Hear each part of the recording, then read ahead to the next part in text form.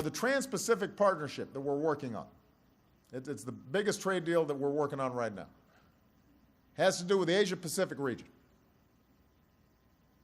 And it reflects our values in ways that, frankly, some previous trade agreements did not.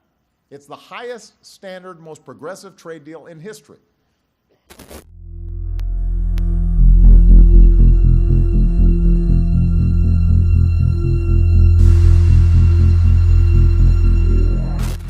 Today's video is brought to you by Timberline Range Camps.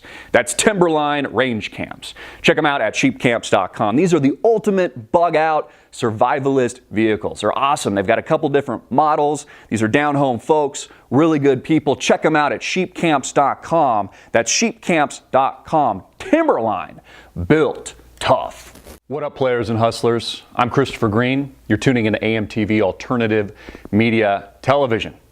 It is Tuesday, June 16th, 2015.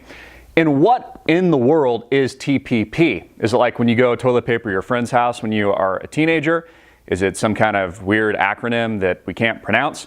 What exactly is it? Because the internet's talking about it, talking about TPP, the Trans-Pacific Partnership, what the politicians, the bureaucrats call some kind of trade agreement that they say is going to benefit us, although they've been operating in secret and none of us are allowed to read it. Isn't that telling? So what is it?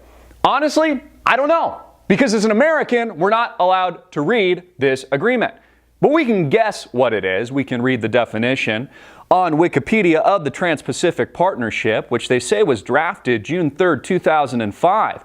This has been in the works for some time now, and it has member countries, including Chile, Singapore, New Zealand. It says that the Trans-Pacific Partnership, TPP, is a proposed regional regulatory and investment treaty. As of 2014, 12 countries throughout the Asia-Pacific region have participated in negotiations of this agreement. Australia, Brunei, if I'm saying that correctly, Canada, Chile, Japan, Malaysia, Mexico, New Zealand, Peru, Singapore, the United States, and Vietnam. The proposed agreement began in 2005 as a Trans-Pacific Strategic Economic Partnership Agreement. The TPSEP, or P4, participating countries set the goal of wrapping up negotiations in 2012, but contentious issues such as agriculture, intellectual property, and services and investments have caused negotiations to continue into the present.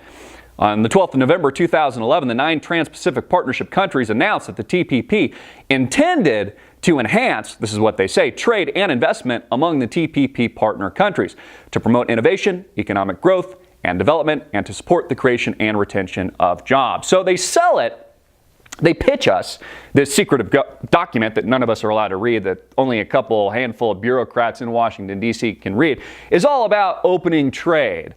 It's benefiting the people, right? It's to increase our trade relationships and supposedly to increase commerce with these member countries. Well, what's notable about it, the first thing I see is when it's talking about intellectual property and, of course, digital content. The fact that they want to control that. They want to control things like copyright. The fact that we see really that entire world of copyright change over the past few years with the unearthing of this digital world. We see this in video, like what you're tuning into right now with YouTube, and our ability to use under fair use certain clips and footage from other videos, etc. So this appears to be some kind of tribunal among host nations, member countries, a non-judicial tribunal that basically can overrule independent countries' sovereignty. Now, all of this sounds complex. It sounds confusing, and that's the intention. That's the reason for all these acronyms, the TPP, and there's all these other ones that they've made up, and they throw them around, and nobody really understands what the hell this thing really is. Well, that's the intent. It's why it's secret. It's why it is secretive. So when it is released to the public, I will delve into it in a little bit more detail. Of course, read parts of the document as much as I can. I'm sure it's thousands and thousands of pages. We'll be able to really get the unearthing of what all this means. But until then, we don't really know what the TPP is. I know one thing though, it's worse than SOPA, it's worse than PIPA. It covers intellectual property rights, digital content, this free flow of media that directly affects us and directly affects you. Now, allegedly, and Obama's been pushing this his entire administration. This is supposed to be a hallmark of his administration, just like immigration, just like basically bringing the races together. He said hope and change, that we were going to form this kumbaya society, only to have like the Ferguson riots and more racial tensions and divide than we've ever had before.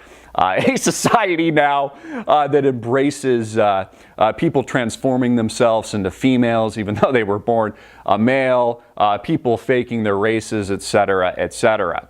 Now, there's supposed to be another vote, I guess. I don't think it's secret, but another vote today on Tuesday, which is today, in regards to the TPP, or one of the other acronyms that has to do with this trade deal. So the point of this video and the point of the TPP is it isn't toilet paper.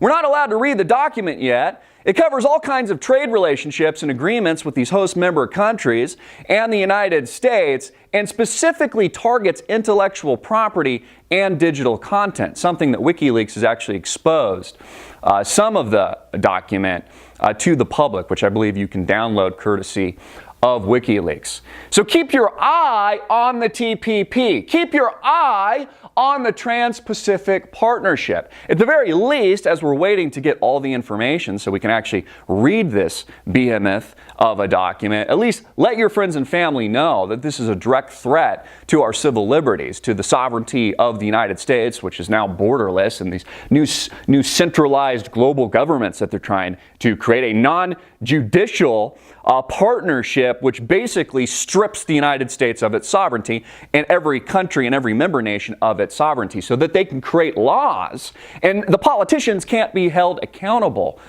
for the laws that are created or imposed non-judicially.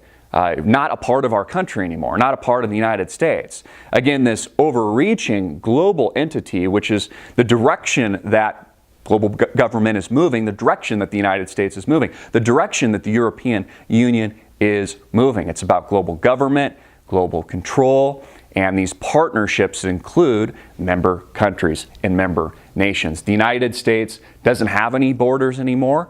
The United States doesn't have its sovereignty anymore, and all you have to look towards is these types of agreements and partnerships being created and pushed by the criminal Obama administration. Get this video out everywhere. I'm Christopher Green, hard-hitting it in your face as usual, and click the link below to support our sponsor. Today's video